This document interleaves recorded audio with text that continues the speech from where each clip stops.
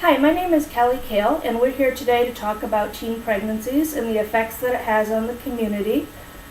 Teen pregnancies don't just affect the teen mother and the teen father, they affect the community as a whole. So this is something that has been a problem for several years now, and even though we've seen a dramatic drop in the rate of teen pregnancies, this still becomes quite an issue.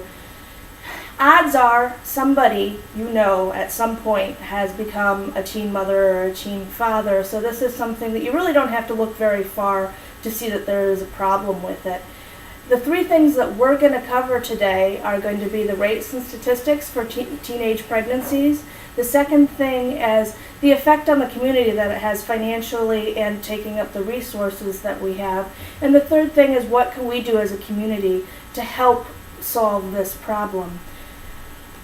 Working in the healthcare field as I have, unfortunately I've seen more than my fair share of teen pregnancies and the problems that can occur coming through the hospitals, ambulances, and things of that sort. And I probably have seen this on a weekly basis, if not more. So again, the problem is certainly there, and the question is, how do we combat this problem? Statistically, a study recently said that 46% of high school students admitted to having sexual intercourse on a regular basis. And something that obviously comes from that is going to be teen pregnancy. And that really, it's something that not only affects, again, the teen mother and the teen father, but the community as a whole. Now, something that I wanted to show you was some other statistics at a more local level to see kind of what we're dealing with here. Each year, 750,000 Americans under the age of 20 become pregnant. The United States has one of the highest rates of teenage pregnancy among Western industrialized countries. New York City has an especially high rate with about 20,000 teen pregnancies each year. Now that's a staggering number, and the problem is clear, and we really need to help with this situation.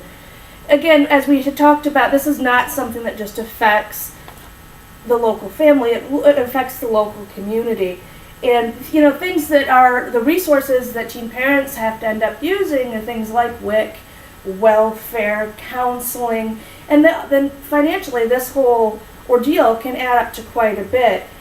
It has been estimated that $9.4 billion are spent every year for teenage pregnancy and pregnancy-related problems.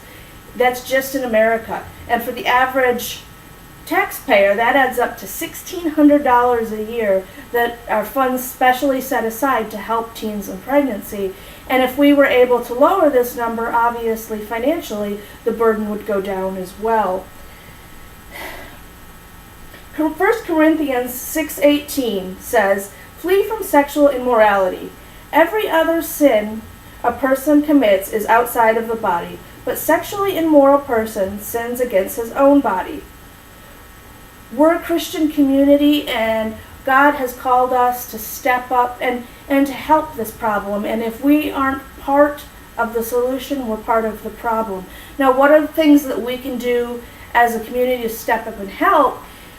Mentoring, opening up counseling centers for teens that not only are pregnant but are high risk for it and are exhibiting high risk behaviors.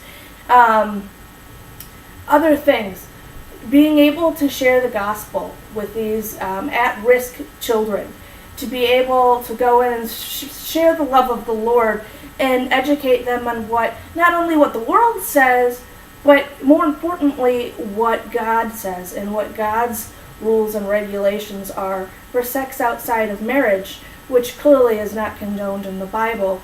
Other things, school programs, getting involved in abstinence programs. There's a lot of safe sex